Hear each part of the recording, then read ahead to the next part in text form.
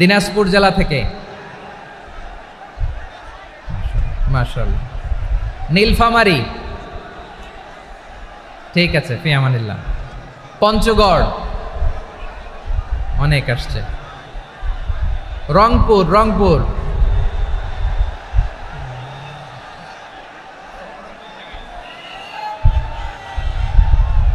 মাশাআল্লাহ, মাশাআল্লাহ, ঠিক আছে। লালমনিরহাটের কারা দেখি, লালমনিরহাট,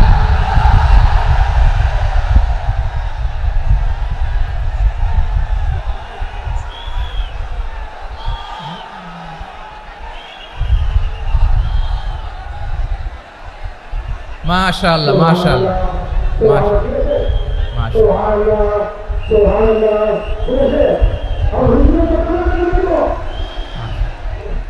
ঠিক আছে, ঠিক আছে। আচ্ছা, এই রংপুর বিভাগের বাইরে থেকে অন্য জেলার কারা কারা আসছেন দেখি, তাও আছে অনেকে, মাশাআল্লাহ, ঠিক আছে, ঠিক আছে। আজকের প্রোগ্রামে উপস্থিত আছেন প্রধান অতিথি হিসেবে অধ্যক্ষ আসাদুল হাবিব দুলু ভাই, সাংগঠনিক সম্পাদক বিএনপি, জাতীয় নির্বাহী কমিটির সভাপতি, জেলা বিএনপি লালমনিরহাট। বিশেষ অতিথি হিসেবে আমাদের অনেক ভাইরা এসছেন, সবাইকে শুকরিয়া জানাই। সভাপতিত্ব করছেন জনাব আব্দুল হাকিম। আইন শৃঙ্খলা বাহিনী, প্রশাসন, ভলান্টিয়ার্স, শুনেছি আমি প্রায় 5,000 ভলান্টিয়ার্স আপনারা নিয়োগ দিয়েছেন, আলহামদুলিল্লাহ, আলহামদুলিল্লাহ। অনেক গোছালো প্রোগ্রাম। আমার প্রাণ ঢালা ভালোবাসা জানবেন, আমার হৃদয়ের গহীন থেকে ভালোবাসা নেবেন, শুভেচ্ছা জানবেন সবাই, ঠিক আছে, ঠিক আছে। প্রিয় ভাইরা, আমরা আর কাল বিলম্ব না করে মূল আলোচনায় চলে যেতে চাই। আজকে যে টপিকের উপর আমি কথা বলবো, টপিকটা হচ্ছে peaceful coexistence and communal harmony, শান্তিপূর্ণ সহাবস্থান এবং সাম্প্রদায়িক সম্প্রীতি। আমাদের বাংলাদেশে সাম্প্রদায়িক সম্প্রীতি আছে না নাই? আবহমান কাল থেকে আমরা মুসলিম, হিন্দু, বৌদ্ধ, খ্রিস্টান, পাহাড়ি, নৃগোষ্ঠী মিলেমিশে একাকার, আমরা সবাই মিলে বাংলাদেশ। আওয়াজ করে বলেন ঠিক কিনা?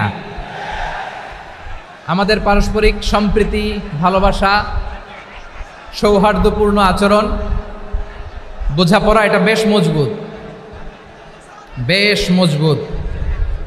তবে মাঝে মাঝে আমাদের এই সম্প্রীতির ভেতরে অনেকে ফাটল ধরাতে চায়। আমরা যে সুখে আছি, শান্তিতে আছি, এটা অনেকের ভালো লাগে না, ঠিক কিনা বলেন?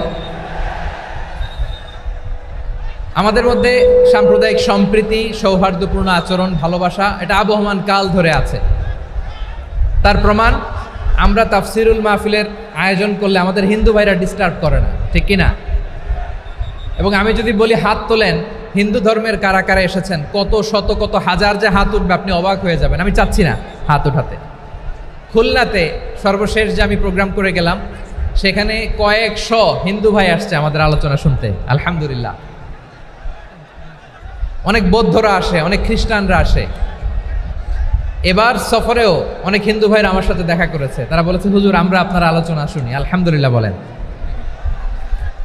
So it's our responsibility to present our religion to our non-Muslim brothers and sisters. আমাদের অমুসলিম ভাই বোনদের কাছে ইসলামের সৌন্দর্য তুলে ধরা, এটা আমাদের দায়িত্ব। We all are the ambassador of Islam. আমরা প্রত্যেকে দায়িত্বশীল, আমরা প্রত্যেকে এক একজন ইসলামের অ্যাম্বাসেডর, আলহামদুলিল্লাহ বলেন। এজন্য এমনভাবে দ্য বিউটি অফ ইসলাম, ইসলামের সৌন্দর্য আমাদেরকে ফুটিয়ে তুলতে হবে, যাতে করে নন মুসলিমরা শাহাদা পড়ে, কালিমা পড়ে মুসলমান হয়ে যায়। অনেক নন মুসলিম ভাই বোন আমাদের হাতে শাহাদা পড়ে, কালিমা পড়ে মুসলমান হয়েছে, অনেক। সো আমরা যেন ইসলামের বিউটিটাকে তুলে ধরতে পারি, এবং এই যে সম্প্রীতি, এটাকে যেন আমরা অটুট রাখতে পারি। আদতে আদতে বাংলাদেশের ইতিহাস বলে আমাদের দেশে কোনো দাঙ্গা নাই, আছে? লালমনিরহাটের ভাইয়েরা আওয়াজ করে বলেন, আমাদের দেশে হিন্দু মুসলিম দাঙ্গা আছে? আমরা ভাই ভাই, আওয়াজ করে বলুন তো, আমরা কি ভাই ভাই? কিন্তু কিছু দুষ্ট লোক আছে, তারা আমাদের সম্পর্কের মধ্যে ফাটল ধরাতে চায়, ঠিক কিনা বলেন? মাঝে মাঝে ঝগড়া লাগাতে চায়। দেখবেন পত্রপত্রিকায় দেখা যায় বিভিন্ন ধর্মীয় উপাসনালয়গুলোতে হামলা চালানো হয়, এগুলো রাজনৈতিক উদ্দেশ্য প্রণোদিত, এগুলোর সাথে ইসলামের কোনো সম্পর্ক নাই। এজন্য এই দুর্বৃত্তদের ব্যাপারে আমাদের সাবধান থাকতে হবে। আমরা সবসময় যেমনি ঐক্যবদ্ধ, ইউনাইটেড, আমরা যদি এরকম ইউনাইটেড থাকি, এই সমস্ত দুর্বৃত্তদের কালো হাত ভেঙে দিতে আমাদের 1 ঘন্টাও লাগবে না। চিল্লায় বলো ঠিক কি না? আমরা সংঘবদ্ধ থাকব। এই যে আমাদের পিসফুল কোএক্সিস্টেন্স, শান্তিপূর্ণ সহাবস্থান। হিন্দুরা পূজা করে, যেদিন হিন্দুদের পূজা অনুষ্ঠান আমরা ওই দিন তাফসির মাহফিল করি না, ঠিক কিনা বলেন? যেদিন আমাদের তাফসিরুল কোরআনের প্রোগ্রাম, ওই দিন আমাদের হিন্দু ভাইরা ডিস্টার্ব করে না। সুবহানাল্লাহ। হিন্দুদের পূজা অনুষ্ঠানে মাদ্রাসার ছাত্র যে পাহারা দেয়, গোটা বিশ্বে এরকম দৃষ্টান্ত নজির বিরল, ঠিক কিনা বলেন? আইন শৃঙ্খলা বাহিনীর পাশাপাশি মাদ্রাসার ছাত্ররা যে সেখানে পাহারা দেয়, গোটা পৃথিবীতে এই দৃষ্টান্ত আপনি পাবেন। মাদ্রাসার ছাত্ররা, তারা তো কোরআনের ধারক, তারা হাদিসের ধারক, তারা কেন মন্দির পাহারা দিবে? এই সম্প্রীতিকে ধরে রাখার জন্য, এই সৌহার্দ্যকে ধরে রাখার জন্য, আমাদের পারস্পরিক ভালোবাসাকে অটুট রাখার জন্য। আওয়াজ করে বলতে হবে ঠিক কিনা? এখন বলেন, আমাদের এই ভালোবাসা অটুট থাক আমরা চাই কি চাই না? আমরা হিন্দু মুসলিম মিলেমিশে শান্তিপূর্ণ সহাবস্থান, সাম্প্রদায়িক সম্প্রীতি, লালমনিরহাটের ভাইয়ের আওয়াজ করে বলুন, এই সাম্প্রদায়িক সম্প্রীতি আমরা চাই কি চাই না? আল্লাহ এই দেশকে তুমি বরকতময় করো, বাংলাদেশকে তুমি শান্তিময় করো। আওয়াজ করে সবাই বলেন আমিন। এই জায়গাটাতে সামান্য একটু আওয়াজ হচ্ছিল, এটাও থেমে গেছে। আলহামদুলিল্লাহ, আলহামদুলিল্লাহ। এখন একেবারে everything is in my control. মাশাআল্লাহ। ঠিক আছে, আমি মূল আলোচনায় যাই। প্রিয় ভাইরা, আমি বলেছিলাম আমার আলোচনার বিষয় হচ্ছে শান্তিপূর্ণ সহাবস্থান, সাম্প্রদায়িক সম্প্রীতি। আমরা দেখব ইসলাম আমাদেরকে কি কি দিক নির্দেশনা দেয়। শান্ত হইতে হবে। খরগোশের কানের মতো কান দুটো আমার দিকে করে রাখেন। আমি এখনো উঠে যাব, হাত নাড়ায় লাভ নাই, আমি উঠে যাব। তাকায় থাকো আর কান খাড়া, আওয়াজ হবে না। হ্যাঁ, মাশাআল্লাহ, মাশাআল্লাহ, ঠিক আছে। আমরা দেখব যে রাসূল সাল্লাল্লাহু আলাইহি ওয়াসাল্লাম এই পিসফুল কোএক্সিস্টেন্সের জন্য আমাদের কি শিখিয়েছেন, কি কি গাইডলাইন দিয়েছেন। আমরা 1, 2, 3, 4 করে এগুলো আপনাদের সাথে শেয়ার করব। আমি আপনাদের খেদমতে সূরাতুল আনআমের 108 নম্বর আয়াত তেলাওয়াত করেছি। এখানে আল্লাহ রাব্বুল ইজ্জা ওয়াল জালাল তিনি ইরশাদ করছেন, ওয়ালা তাসুব্বুল্লাযীনা ইয়াদউনা মিন দুনিল্লাহি ফায়াসুব্বুল্লাহা আদওয়াম বিগাইরি ইলম কাযালিকা যায়্যান্না লিকুল্লি উম্মাতিন আমালাহুম সুম্মা ইলা রাব্বিহিম মারজিউহুম ফায়ুনাব্বিউহুম বিমা কানু ইয়ামালুন। রব্বুল আলামিন বলেন, গোলাম ও আমার ইমানদার বান্দারা, শোনো শোনো। ও আমার বিশ্বাসী বান্দারা, শোনো শোনো। লা তাসুব্বুল্লাযীনা ইয়াদউনা মিন দুনিল্লাহ ফায়াসুব্বুল্লাহা আদওয়াম বিগাইরি ইলম। ও আমার বিশ্বাসী বান্দারা, যারা আল্লাহকে ব্যতি রেখে, আল্লাহকে বাদ দিয়ে অন্য উপাস্যকে ডাকে, দেবীর পূজা করে, তোমরা খবরদার তাদের গালি দিও না। আওয়াজ করে বলেন, কি দিও না? আল্লাহ বলেন, ও বিশ্বাসীরা শোনো, যারা আল্লাহকে বেছে রেখে দেবীর পূজা করে, অন্য উপাস্যের পূজা করে, তাদেরকে ডাকে, ওই দেবতাদেরকে তোমরা গালি দিও না। যদি ওই দেবতাদেরকে গালি দাও, তাহলে ভুলবশত, শত্রুতাবশত তারা তোমাদের রব আল্লাহকে গালি দেবে, ঠিক কি না? তোমরা যদি তাদের দেবতাদের গালি দাও, ওরা রেগে তোমার আল্লাহরে গালি দিবে, তাহলে আল্লাহরে গালি খাওয়ানোর কারণ হয়ে গেলাম আমি, ঠিক কি না? বলেন।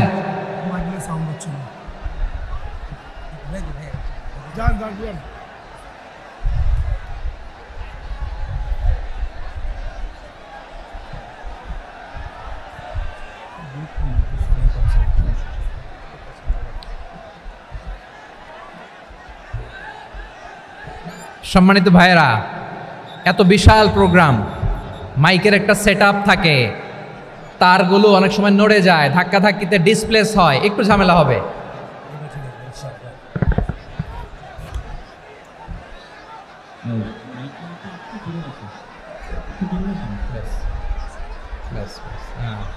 ঠিক আছে, ঠিক আছে। একটু একটু সমস্যা হবে মাঝে মাঝে, আপনারা শান্ত থাকলে, শান্ত থাকতে হবে। এইভাবে সাউন্ড নাই, এই নাই, এই বলতে বলতে আমার সময়ও নাই, উঠে যেতে হবে, এগুলো বোকামি। এই বিভাগীয় প্রোগ্রামগুলোতে যাই, চিৎকার চেঁচামেচি করে তোমরা আসো, সময় শেষ আমাকে উঠে যেতে হয়, আমরা তো বঞ্চিত হলাম। গুরুত্বপূর্ণ অনেক কথা শোনাবো তোমাদের, অনেক। প্রিয় ভাইরা, আপনারা শান্ত হয়ে বসুন, শান্ত হয়ে। রব্বুল আলামিন বলেন, খবরদার বিশ্বাসীরা, আল্লাহ ছাড়া যারা অন্যান্য উপাস্যদেরকে ডাকে, দেবতাদেরকে ডাকে, তাদেরকে তোমরা গালি দিও না। ওই সমস্ত দেবতাদেরকে যদি তোমরা গালি দাও তাহলে তারা আল্লাহকে গালি দিবে, ঠিক কিনা বলেন? আমরা দেবতাদের গালি দিলে ওরা আল্লাহকে গালি দিবে। রব্বুল আলামিন বলেন, খবরদার দেবতাদেরকে গালি দিও না, তাহলে ওরা তোমার রব আল্লাহরে গালি দেবে। প্রতিটি জাতির জন্য তাদের কাজকে আমি আল্লাহ সুশোভিত করে রেখেছি, তারা সবাই একদিন আমার কাছেই ফিরে আসবে। এরপর আমি রব্বুল আলামিন তাদের আমলনামা তাদেরকে জানিয়ে দেব। সুবহানাল্লাহ পড়ে। প্রিয় ভাইয়েরা, আল্লাহ তাআলা বলেছেন খবরদার গালি দিও না। আদেশটা কার? আওয়াজ করে বলেন তো। হিন্দুদের দেবতা দেবদেবীদেরকে গালি দেওয়া যাবে না, আওয়াজ করে বলুন প্রিয় ভাইয়েরা, এই আদেশটা কার? এই আপনাদের গলার আওয়াজ। অন্য ধর্মের দেবতাদেরকে যে গালি দেওয়া যাবে না, এই আদেশটা কার? আরো জোরে বলুন, কার? গালি দিবেন কোন দেবতাকে? দিবেন? যদি দেন তাহলে ওরা আল্লাহরে গালি দিবে, তাহলে আল্লাহরে গালি খাওয়াইলো কে? আপনি, ঠিক কিনা বলেন? আমি আল্লাহকে গালি খাওয়ানোর কারণ হলাম, কারণ আমি যদি গালি না দিতাম ওরা আমার রবকে গালি দিত না। আওয়াজ করে বলেন ঠিক কিনা? তাহলে প্রিয় ভাইয়েরা, ইসলাম আমাদেরকে শিখায়, সূরাতুল আনআমের 108 নম্বর আয়াত থেকে আমরা বুঝলাম কোনো ধর্মকে ছোট করা যাবে না। অন্য ধর্মকে ছোট করা মানে ইসলামকে ছোট করা। অন্য ধর্মের দেবতাকে গালি দেওয়া মানে আল্লাহকে গালি খাওয়ানো। আওয়াজ করে বলেন ঠিক কিনা? খবরদার, এটা করা যাবে না। আর অন্য ধর্মের দেবতাকে যদি আপনি গালি দেন, ওরা ইসলাম থেকে দূরে সরে যাবে। যাও ইসলামের প্রতি আকৃষ্ট হয়েছিল আর কোনোদিন ইসলামের ধারে কাছে আসবে না। আওয়াজ করে বলেন ঠিক কিনা? এজন্য কখনো কোনোদিন অন্য ধর্মের দেবতাদেরকে গালি দেওয়া যাবে না। অন্য ধর্মের কোনো দেবতাদেরকে আমরা গালি দিব না, গালি দিব না, বরং ইসলামের beauty, the beauty of Islam, ইসলামের সৌন্দর্যকে আমরা তুলে ধরব। আমরা যদি বিশ্বনবী সাল্লাল্লাহু আলাইহি ওয়াসাল্লামের জীবনের দিকে তাকাই, তাহলে আমি দেখব বিষ্ণু ইসলাম মক্কাতে কিংবা মদিনাতে অন্য ধর্মের লোকদের সাথে খুব পিসফুলি লাইফ লিড করেছেন। হোক মুশরিক, হোক খ্রিস্টান, হোক ইহুদি, বিশ্বনবী সবার সাথে মিলেমিশে ছিলেন। আলহামদুলিল্লাহ বলেন। ইসলাম হচ্ছে পিসফুল রিলিজিয়ান। অন্য ধর্মের প্রতি সহনশীলতার সবক ইসলাম আমাদেরকে দেয়। কিন্তু প্রতিটি মুসলিমের এটা মনে রাখতে হবে, আল্লাহর কাছে পছন্দনীয় গ্রহণযোগ্য ধর্ম, জীবনাদর্শ একটি, সেটা হচ্ছে ইসলাম। আওয়াজ করে বলেন সেটা কি? লালমনিরহাটের ভাইয়েরা আওয়াজ করে বলুন, আল্লাহর কাছে মনোনীত ধর্ম একটি, সেটা কি? এজন্য রব্বুল আলামিন বলেন, ইন্নাদ-দীনা ইনদাল্লাহিল ইসলাম, আল্লাহর কাছে মনোনীত গ্রহণযোগ্য অ্যাকসেপ্টেড ধর্ম মতাদর্শ একটা, সেটা হলো ইসলাম। ইসলাম ছাড়া অন্য কোনো ধর্ম যদি কেউ তালাশ করে, তার ওই ধর্ম আল্লাহ গ্রহণ করবে না। ওমাই ইয়াবতাগি গায়রাল ইসলামি দীনান ফালাই ইউকবালা মিন ওয়া হুয়া ফিল আখিরাতি মিনাল খাসিরিন।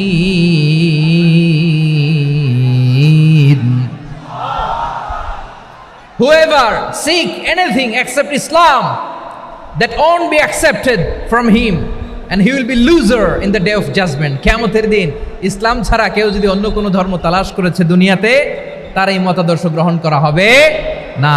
and he will be loser, সে হবে লুজার, ক্ষতিগ্রস্ত, হাই হাই কোম্পানির ম্যানেজার। ওর আমও শেষ, সালাও শেষ। আওয়াজ করে বলেন ঠিক কি না? এজন্য ইসলাম পেয়ে আমরা খুশি না বেজার? প্রত্যেক নামাজ শেষে আমরা আল্লাহরে বলি, আল্লাহ রাদিতু বিল্লাহি রাব্বা ওয়া বিল ইসলামি দীনা ওয়া বি মুহাম্মাদিন নাবিয়ান ওয়া রাসূলা। ও আল্লাহ, তোমারে রব হিসেবে পেয়ে আমরা খুশি, ও আল্লাহ, ইসলামকে ধর্ম হিসেবে পেয়ে আমরা খুশি, বিশ্বনবীকে আমাদের রাসূল পেয়ে আমরা খুশি। ঠিক কিনা বলে? ইসলাম ছাড়া অন্য কোনো ধর্ম আমরা গ্রহণ করব না। ঠিক কিনা বলেন? আল্লাহর কাছে অ্যাকসেপ্টেড রিলিজিয়ান একটা, সেটা ইসলাম। তো বিশ্বনবী সাল্লাল্লাহু আলাইহি ওয়াসাল্লাম মক্কাতে কিংবা মদিনাতে খুব পিসফুলি এক্সিস্ট করেছেন, যে কোনো ধর্মের সাথে মিলেমিশে চলেছেন। তার প্রমাণ আমরা যদি রাসূল সাল্লাল্লাহু আলাইহি ওয়াসাল্লামের বায়োগ্রাফির দিকে তাকাই, তাহলে দেখব তিনি মুশরিকদের সাথে পিস ট্রিটি করেছেন, শান্তি চুক্তি, পিস ট্রিটি, পিস এগ্রিমেন্ট। আপনারা হুদাইবিয়ার সন্ধির নাম শুনেছেন? আমার লালমনিরহাটের কলিজার টুকরা ভাইয়েরা, হুদাইবিয়ার সন্ধির নাম আপনারা শোনেন নাই? 6ষ্ঠ হিজরিতে বিষ্ণু ঈসা ইসলাম মুশরিকদের সাথে এই ট্রিটি করেছেন, চুক্তি। কাদের সাথে? মুশরিকদের সাথে। আমরা তো মুসলমান বসতে পারি না, আমরা দুই মুসলিম ভাই একসাথে বসে চা খেতে পারি না, গল্প করতে পারি না। বিষ্ণু ঈসা ইসলাম মুশরিকদের সাথে ট্রিটি করেছেন, হুদাইবিয়ার সন্ধি। এই সন্ধির আগে মক্কা থেকে কেউ মদিনায় যেতে পারে না, মদিনা থেকে কেউ মক্কায় যেতে পারে না। কিন্তু এই সন্ধির পরে ট্রাফিক স্বাভাবিক হয়ে গেল, মক্কার লোকেরা মদিনায় আসতে পারে, মদিনার লোকেরা মক্কায় আসতে পারে। এটাকে বলে সুলহে Hudaybiyyah, the peace agreement of Hudaybiyyah, শান্তি চুক্তি। আমরা পৃথিবীতে এখন অনেক শান্তি চুক্তির নাম শুনি, এগুলো সব the piece treaty of Hudaibiya থেকে কপি করা। আল্লাহু আকবার। তাহলে বিশ্বনবী সাল্লাল্লাহু আলাইহি সাল্লাম তিনি যে শান্তিপূর্ণ সহাবস্থানে বিশ্বাসী ছিলেন, মুসলমানেরা যে অন্য ধর্মের প্রতি সহনশীল, তার প্রমাণ হচ্ছে এই পিস ট্রিটি। শুধু তাই নয়, মাইকের সাউন্ডটা একটু বাড়াই দিতে হবে, খুব দুর্বল, একটু মজবুত করতে হবে, আর একটু ক্লিন করতে হবে, আর সবগুলা জায়গায় সাউন্ড যাচ্ছে কিনা একটু ক্রস চেক করতে হবে। হ্যাঁ, পাবেন দিচ্ছে mike operator, he is trying his level best, দিচ্ছে। মাইক অপারেটর যিনি আছেন, প্রতিটি জায়গায় প্রতিটি সাউন্ড বক্সে যেন আওয়াজ পাওয়া যায়, একটু ক্রস চেক করেন, সাউন্ডটাকে একটু স্ট্রং করে দেন। হ্যাঁ, ঠিক আছে, মাশাআল্লাহ। এদিকে তাকান, এদিকে। মক্কার পার্ট গেল, পিস এগ্রিমেন্ট করলেন, শান্তি চুক্তি। বিষ্ণু ঈসা ইসলাম মদিনায় যেয়ে কি করলেন? মদিনায় যে বিষ্ণু ঈসা ইসলাম মদিনা চার্টার করলেন, মদিনা সনদ, সাহিফাতুল মদিনা, এটার বলে মদিনা চার্টার।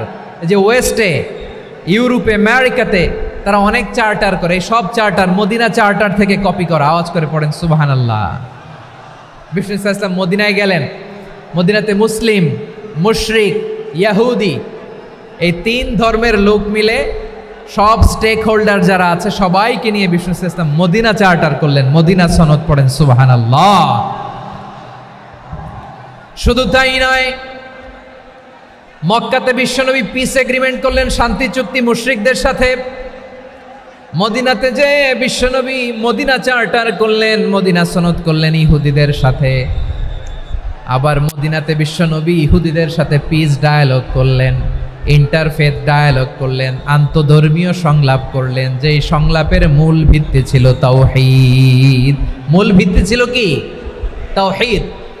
বিশ্বনবী ইহুদিদেরকে ডাকলেন, আহ্বান করলেন, কুল ইয়া আহলাল কিতাবি তাআলাউ ইলা কালিমাতিন সাওয়াইন বাইনানা ওয়া বাইনাকুম আল্লা না'বুদা ইল্লাল্লাহ ওয়া লা নুশরিকা বিহি শাইআন ওয়া লা ইয়াত্তাখিযা বা'দুনা বা'দান আরবাবাম মিন দুনিল্লাহ فإن تولوا فقولوا اشهدوا بأننا مسلمون। সুবহানাল্লাহ পড়েন। বিশ্বনবী মদিনার ইহুদিদের ডেকে বললেন, ও ইহুদিরা, শোনো শোনো, আসো এমন একটা আদর্শের প্রশ্নে আমরা একত্রিত হই, যে আদর্শের প্রচার তোমাদের নবীরাও করেছে, আমিও করি, যে আদর্শের কথা তোমাদের পবিত্র ধর্মগ্রন্থগুলোতে আছে, আমার কোরআনেও আছে। সেটা হলো তাওহীদ। আমরা এক আল্লাহ ছাড়া কারো ইবাদত করব না, আল্লাহর সাথে কাউরে শরীক করব না, আল্লাহ ছাড়া কাউরে রব মানব না। পড়েন সুবহানাল্লাহ। তাহলে আমার প্রিয় লালমনিরহাটের ভাইরা, মদিনাতে যেয়ে তিনি মদিনা চার্টার করলেন, মদিনা সনদ, পিস ডায়ালগ করলেন, শান্তির সংলাপ, ইন্টারফেথ ডায়ালগ করলেন, আন্তধর্মীয় সংলাপ যার ভিত্তি ছিল তাওহীদ। সুবহানাল্লাহ পড়েন। তাহলে অন্য ধর্মের প্রতি সব সময় ইসলাম সহনশীল, টলারেন্স। যদি আপনি দেখতে চান ইসলামের নবী বিশ্ব নবীর দিকে তাকান, ঠিক কিনা বলেন? আমরা তো সংখ্যালঘুদের রাইটস প্রোটেক্ট করার জন্য কত আইন বানাই, কত বৈঠক করি, কত সংবাদ সম্মেলন করি। বিষ্ণু সাল্লাল্লাহু আলাইহি ওয়াসাল্লাম সংখ্যালঘুদের রাইটসের ব্যাপারে, অধিকারের ব্যাপারে যে কথা বলেছেন, শুনলে আপনি অবাক হয়ে যাবেন। বিশ্বনবী বলেন, আলা মান যালামা মুআহাদান আও ইনতাকাসাহু আও কাল্লাফাহু ফাওকা তাআতিহি আও কাল্লাফাহু ফাওকা তাকাতিহি আও আখাযা মিনহু শাইআন বিগাইরি তিবি নাফসিন ওয়া আনা হাজিজুহু ইয়াউমাল কিয়ামা। খবরদার, জেনে রেখো, কেউ যদি কোনো সংখ্যালঘুর উপরে অত্যাচার করে, কোনো সংখ্যালঘুর প্রাপ্য থেকে যদি কেউ কাউকে ঠকায়, সংখ্যালঘুর উপর যদি কেউ কষ্ট দেয়, কোনো সংখ্যালঘুর সম্পদ যদি কেউ জোর করে কেড়ে নেয়, আমি কিয়ামতের দিন বিশ্বনবী ওই সংখ্যালঘুর পক্ষে আর ওই মুসলমানদের বিপক্ষে বাদী হয়ে দাঁড়াবো। সুবহানাল্লাহ বলতে পারলেন না? আল্লাহু আকবার। আপনি নামাজি, আপনি মুসল্লি, আপনি হাজী সাহেব, তাহাজ্জুদ পড়তে পড়তে কপালে দাগ ফেলে দিছেন।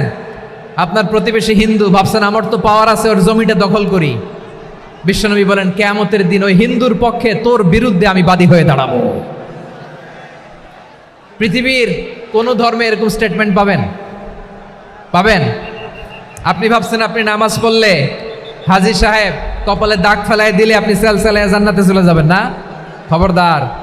বিশ্বনবী বলেন, কোন সংখ্যালঘুর উপর যদি কেউ আক্রমণ করে, তার প্রাপ্য তাকে না দিয়ে যদি তাকে ঠকায়, তার উপর জুলুম করে, তার সম্পদ যদি কেড়ে নেয়, আমি নবী, তুমি মুসলিম হইতে পারো, মুসল্লি হইতে পারো, তার পক্ষে, তোমার বিপক্ষে আল্লাহর দরবারে বাদী হয়ে দাঁড়াবো। আচ্ছা লালমনিরহাটের ভাইরা, কথা বুঝতে পারলে আওয়াজ করে উত্তর দেন। বিশ্বনবী যদি কারো বিপক্ষে দাঁড়ায় কিয়ামতের দিন, আই রিপিট, আমি আবারও বলছি, বিশ্বনবী যদি কিয়ামতের দিন কারো বিপক্ষে দাঁড়ায়, ও তো সেলসালায়া জান্নাতি, তাই না? জান্নাতি না? যে নবীর সুপারিশ ছাড়া জান্নাতের গেটও দেখা যাবে না, ওই নবী যদি বলে তোর বিপক্ষে আমি বাদী হয়ে দাঁড়াবো, ওই জান্নাতে আর ঢোকার কোনো সুযোগ আমাদের থাকবে? এখানেই শেষ না আমার প্রিয় লালমনিরহাটের ভাইয়েরা, এখানেই শেষ নয়। বিশ্বনবী বলেন, মান কাতালা মুআহাদান, বুখারীর বর্ণনা, মান কাতালা মুআহাদান লাম ইয়ারাহ রাইহাতাল জান্নাহ। কেউ যদি, কোনো মুসলিম যদি অন্যায়ভাবে কোনো সংখ্যালঘুকে হত্যা করে, কোনো হিন্দুকে হত্যা করে, কোনো বৌদ্ধরে হত্যা করে, অন্যায়ভাবে কোনো মুসলিম যদি কোনো সংখ্যালঘুরে হত্যা করে, জান্নাতে যাওয়া তো দূরের কথা, ওই মুসলিম জান্নাতের ঘ্রাণও পাবে না। সেই বুখারীর বর্ণনা, মান কাতালা মুআহাদান লাম ইয়ারাহ রাইহাতাল জান্নাহ ওয়া ইন্না রিহাহা লা ইউজাদু মিন মাসিরাতি 40 আমা।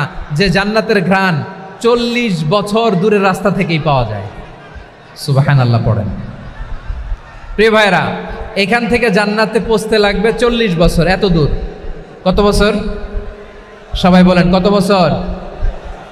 এখান থেকে জান্নাতে পৌঁছতে লাগবে 40 বছর।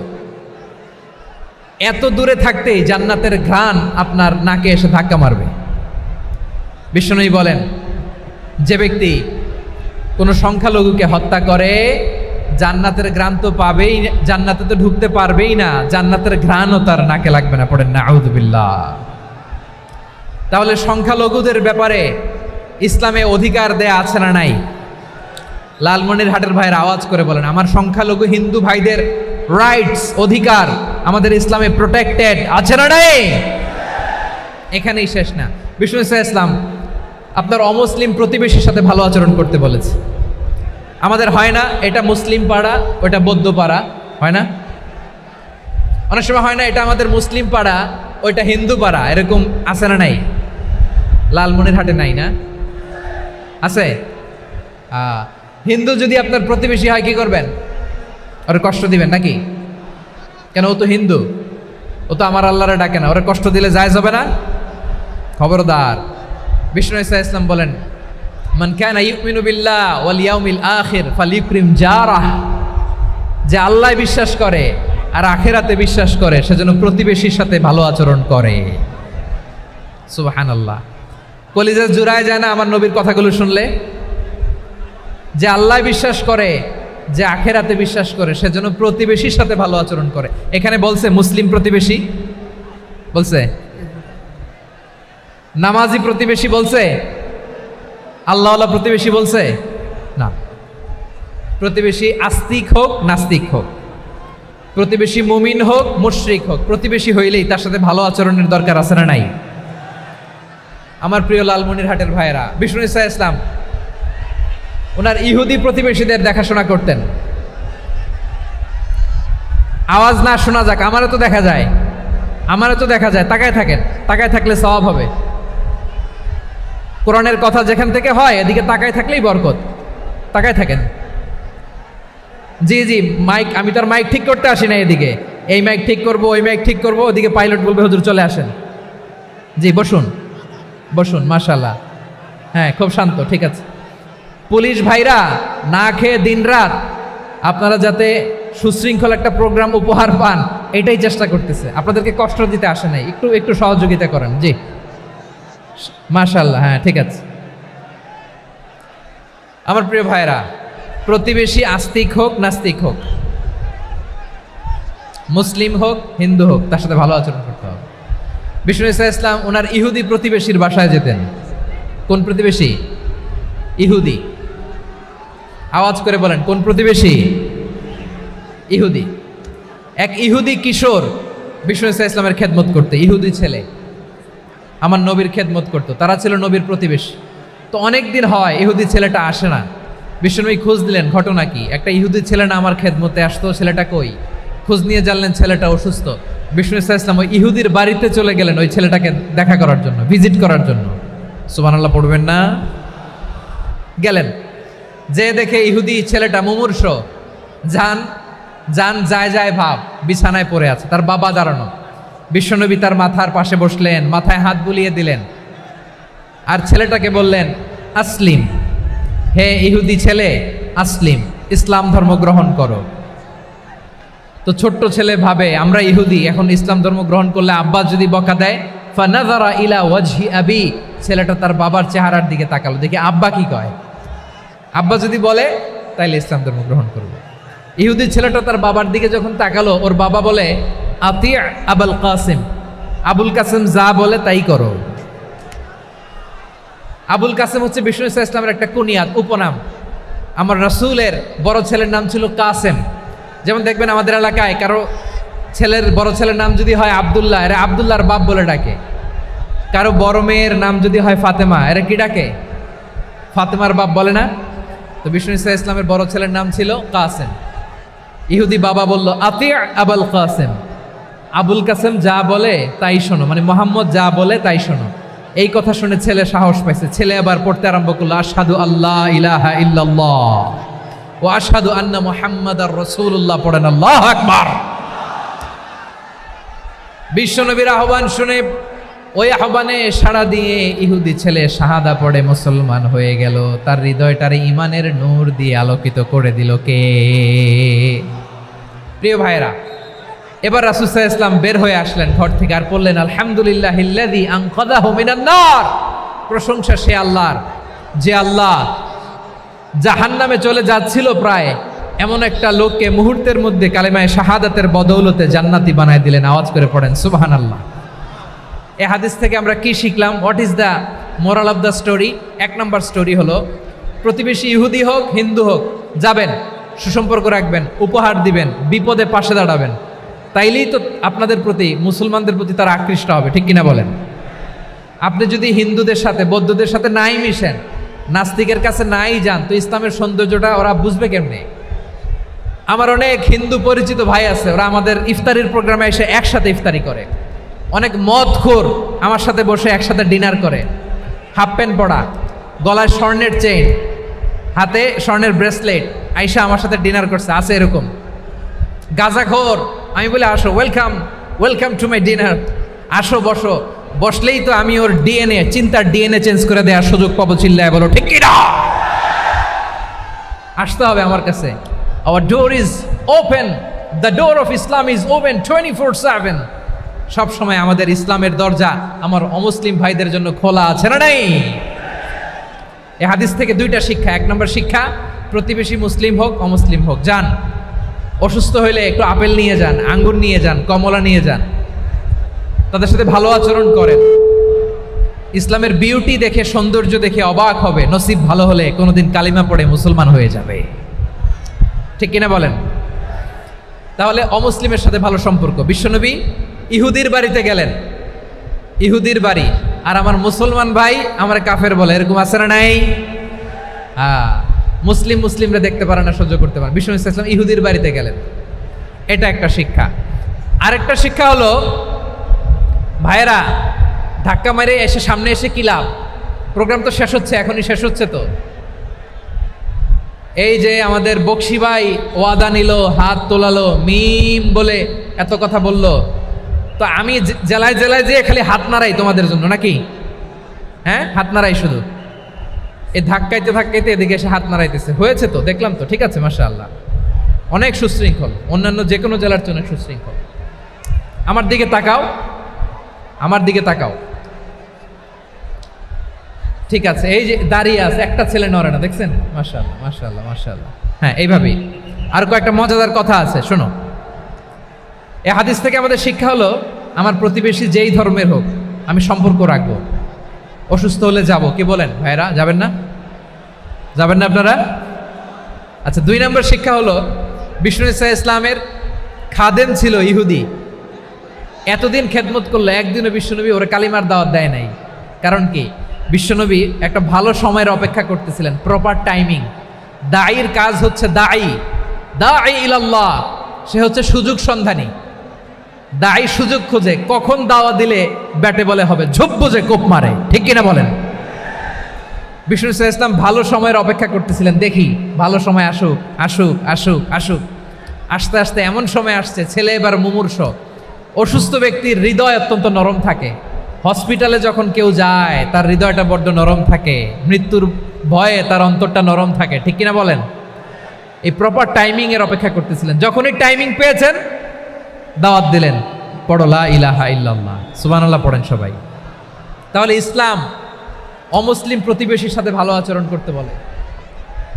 ইসলাম অমুসলিম মাতা পিতার সাথেও ভালো আচরণ করতে বলে। মাতা পিতা যদি অমুসলিম হয়, তারা ফেলে দিতে পারবেন? পারবেন? আমার লালমনিরহাটের ভাইরা, অনেক হিন্দু ছেলে আমাদের হাতে শাহাদা পড়ে মুসলিম হয়, কিন্তু ওর মা মুসলমান হয় নাই, বাবাও হয় নাই, এরকম আছে না নাই? তো ও হয়েছে মুসলিম, মা বাপ হিন্দু, এখন মা বাপ কি বাদ? হ্যাঁ, মা বাপ বাদ দেয়া যাবে? যেই মা আপনারে 9 মাস 8 মাস পেটে ধারণ করলো, আপনার মায়ের নার ছেঁড়া ধন, আপনি ওই মারে বাদ দিতে পারবেন? যেই মায়ের বুকের তাজা দুধ খেয়ে আপনি আজকে বাড়ন্ত তাজা তরতাজা, ওই মারে বাদ দেয়া যাবে? মায়ের এক ধারে দুধের দাম, কাটিয়া গায়ের চাম, পাপোশ বানাইলে ঋণের শোধ হবে না, এমন দরদি ভাবে কেউ হবে না আমার মাগো। মায়ের এক ধারে দুধের দাম, কাটিয়া গায়ের চাম, পাপোশ বানাইলে ঋণের শোধ হবে না, এমন দরদি ভাবে কেউ হবে না আমার মাগো, ঠিক কিনা? মাকে তো বাদ দেওয়া যায় না। وَقَضَى رَبُّكَ أَلَّا تَعْبُدُوا إِلَّا إِيَّاهُ وَبِالْوَالِدَيْنِ إِحْسَانًا। আল্লাহ বলে, অবধারিত 2টা ভার্ডিক তোমাদের জন্য, এক আল্লাহর ইবাদত করবা আর মা বাবার প্রতি ইহসান করবা। আদেশটা কার? মা বাবার প্রতি ইহসান করতে হবে। আমার মা হিন্দু হোক, ভালো আচরণ করতে হবে, বৌদ্ধ হোক, ভালো আচরণ করতে হবে। আমার যে সমস্ত হিন্দু ভাইয়েরা মুসলিম হয়েছে, তোমাদের মা বাবা এখনো মুসলমান হয় নাই, তাদের সাথে ভালো আচরণ করতে হবে। আপনাদের খেদমত নিজে করতে হবে, অথবা খেদমতের ব্যবস্থা করাই দিতে হবে। মান্থলি যে খরচ লাগে এটা দিতে হবে। আরে তুমি এখন মুসলিম, তোমার মা বাবা হিন্দু, এখনই তো সুযোগ ইসলামের সৌন্দর্য দেখানো। এখন মা বাবা যদি দেখে আরে এটা হিন্দু থাকতে তো বদমাইশ ছিল, বেয়াদব ছিল, কি এমন ধর্ম সে গ্রহণ করলো যেটা গ্রহণের সাথে সাথে সে পাল্টে গেল? কি এমন ধর্ম সে গ্রহণ করেছে যেটা তার জীবনকে আলোকিত করে দিয়েছে? নসিব ভালো হইলে তারাও কালিমা পড়ে মুসলমান হয়ে যাবে। বিষ্ণু ইসলামের স্ত্রীর নাম ছিল আয়েশা রাদিয়াল্লাহু তাআলা আনহা, আবু বকর রাদিয়াল্লাহু তাআলা আনহুর মেয়ে। আবু বকর রাদিয়াল্লাহু তাআলা আনহুর আরেক মেয়ের নাম হচ্ছে আসমা। কি নাম? দুজনই আবু বকর রাদিয়াল্লাহু তাআলা আনহুর মেয়ে, আসমা আর আয়েশা। নাম দুইটা কেমন লাগে? আসমা নামটা কেমন লাগে? আয়েশা নামটা কেমন লাগে? সবার ভালো লাগে নাই? নাম দুটো আপনাদের ভালো লাগে? লালমনিরহাটে অনাগত যদি কন্যা সন্তান হয়, যদি মনে চায় আসমা রেখে দিতে পারবেন, যদি মনে চায় আয়েশা রেখে দিয়েন। দেশে বিদেশে এয়ারপোর্টে রাস্তাঘাটে শুধু বলে হুজুর একটা নাম দেন, আমার ছেলের একটা নাম দেন, মেয়ের একটা নাম দেন। তো আমার মনে আছে যশোরের 8 দিনের মাহফিলে আমি একটা দুইটা নাম দিয়েছিলাম। আজকে লালমনিরহাটের এই প্রোগ্রামে কন্যা সন্তান যদি হয় দুটা নাম দিলাম, আসমা কিংবা আয়েশা। ইনশাআল্লাহ পড়েন। দুজন বোন, এক মায়ের না, বাবা এক মা দুজন। আয়েশা রাদিয়াল্লাহু তাআলা আনহার মায়ের নাম উম্মে রুমান, আর আসমা রাদিয়াল্লাহু তাআলা আনহার মায়ের নাম কুতাইলা বিনতে আব্দুল উজ্জা। আবু বকর রাদিয়াল্লাহু তাআলা আনহু 4টা বিয়ে করেছিলেন।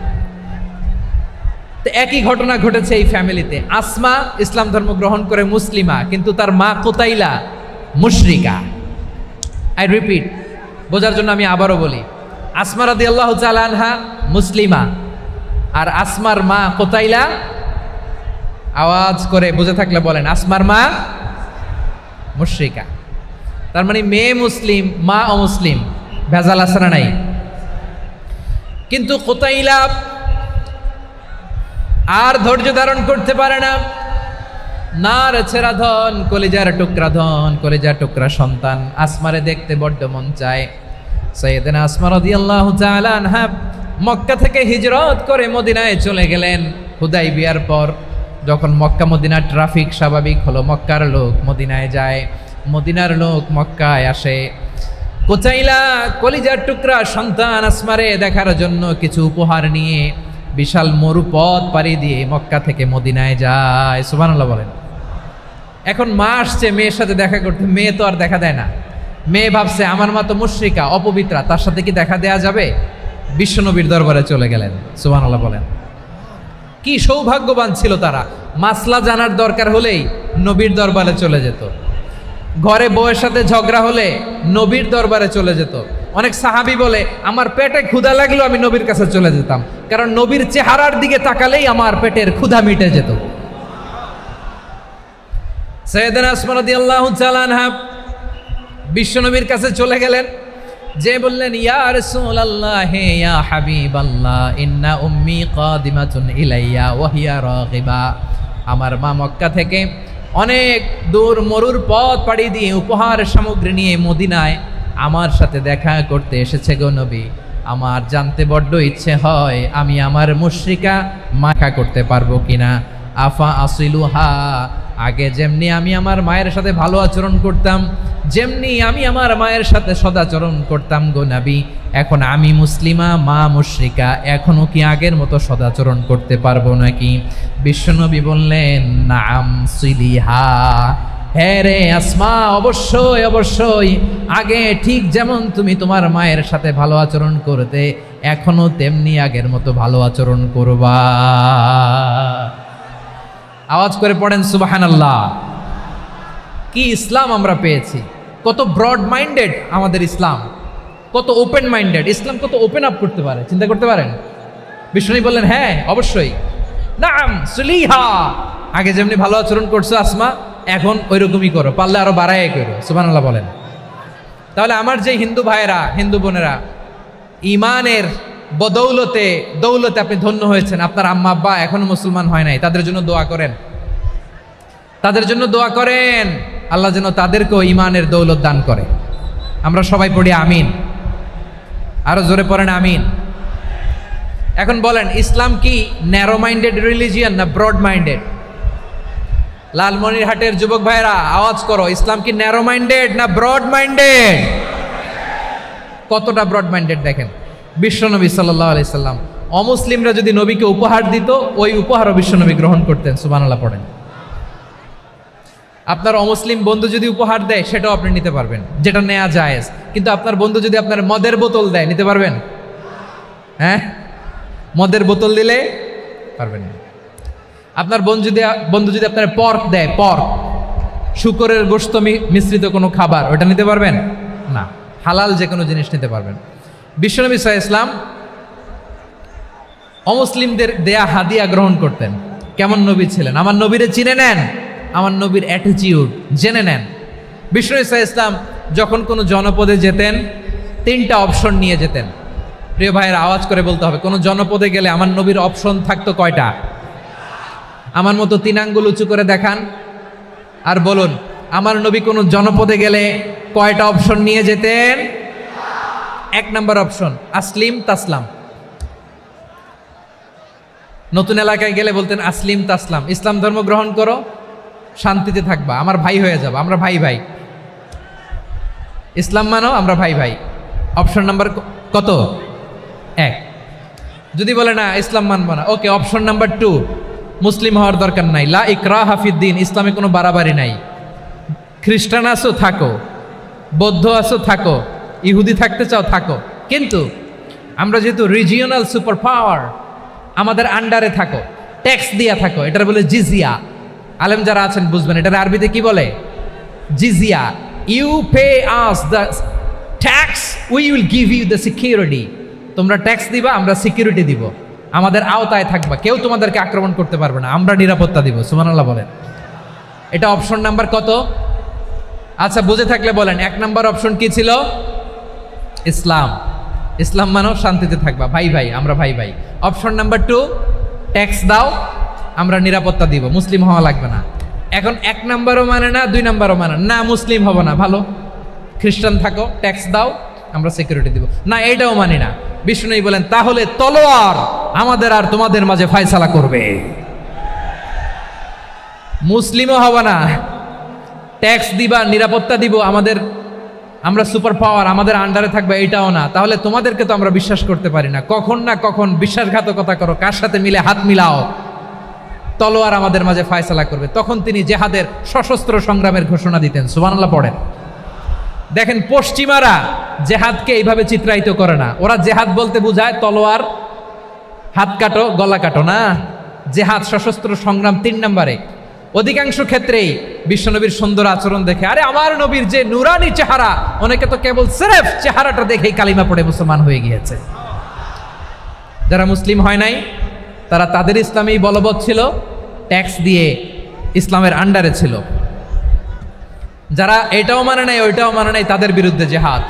বিষ্ণু ইসলাম 7ম হিজরিতে যখন খায়বার বিজয়ের পরে ইসলাম রিজিওনাল সুপার পাওয়ার হিসেবে আত্মপ্রকাশ করলো, বিশ্বনবী চিঠি লিখলেন অন্যান্য সুপার পাওয়ারের কাছে, রাষ্ট্রীয় চিঠি লেখে এক রাষ্ট্রপ্রধান আরেক রাষ্ট্রপ্রধানের কাছে। ঠিক কিনা বলেন? জানেন না আপনারা? এই যে 24-এর ছাত্র নাগরিক অভ্যুত্থানে, এই অভ্যুত্থান যখন শুরু হয়, আমি তখন সাউথ আফ্রিকাতে, একটা স্ট্যাটাস দিয়েছিলাম, কোটা নয়, গোটা দেশ সংস্কার করা লাগবে। শুধু বাংলাদেশ নয়, সারা বিশ্বের বাংলা ভাষাভাষী লোকেরা এই আন্দোলনের সাথে সমর্থন তারা করেছে, এটাকে সাপোর্ট করেছে, তারা সমর্থন দিয়েছে। আমাদের ইউনাইটেড আরব আমিরাতের বাংলাদেশি ভাইয়েরা, তারা সেখানে রাস্তায় নেমে এসেছিল, জানেন? ওইখানে ডেমনস্ট্রেশন করা যায় না, সেখানকার সরকার তাদেরকে যাবজ্জীবন দিয়েছিল। তখন আমাদের এই যে প্রধান উপদেষ্টা ডক্টর মোহাম্মদ ইউনূস সরাসরি G2G বলে, এটারে G2G, government to government, G2G, উনি চিঠি লিখলেন যে তাদেরকে, ইউর হাইনেস, হে সম্মানিত আমির, আপনি আমার এই চিঠির কারণে আমার সম্মানে এই 53 জন বাংলাদেশিকে মাফ করে দেন। এই চিঠির বদৌলতে বেকসুর খালাস পেয়ে গিয়েছিল আমাদের ভাইরা। জানেন না এই ঘটনা আপনারা? তাহলে গভর্নমেন্ট টু গভর্নমেন্ট চিঠি দেওয়া হয়। 7ম হিজরিতে বিষ্ণু ইসলাম সব সুপার পাওয়ারের কাছে চিঠি দিলেন, রোমান সম্রাটের কাছে, পারস্য অধিপতির কাছে, মিশরের অধিপতির কাছে, সবার কাছে চিঠি লিখলেন। চিঠির ভাষা ছিল এরকম, মিন মুহাম্মাদিন রাসূলিল্লাহ ইলা মুকাওকিস আযীমিল কিবত, মুহাম্মদ রাসূলুল্লাহর পক্ষ থেকে মিশরের বাদশার কাছে, আসলিম তাসলাম, ইসলাম মানো শান্তিতে থাকবা, সালামুন আলা মান ইত্তাবাআল হুদা, শান্তি তার জন্য যে হেদায়েতের অনুসরণ করে। সুবহানাল্লাহ পড়েন।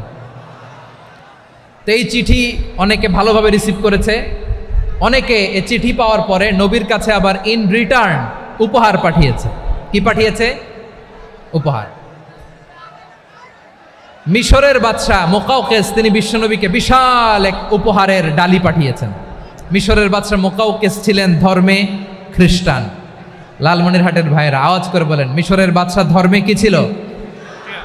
খ্রিস্টান। কি উপহার দিয়েছিল আমার নবীকে? শুনতে মনে চায়? আওয়াজ নাই লালমনিরহাটের গলায়, শুনতে মনে যায়? 1000 স্বর্ণ মুদ্রা, 1000 স্বর্ণ মুদ্রা। 2টা খ্রিস্টান দাসী, একজনের নাম মারিয়া বিনতে শামউন আল কিবতিয়া, আরেকজনের নাম সিরিন বিনতে শামউন আল কিবতিয়া।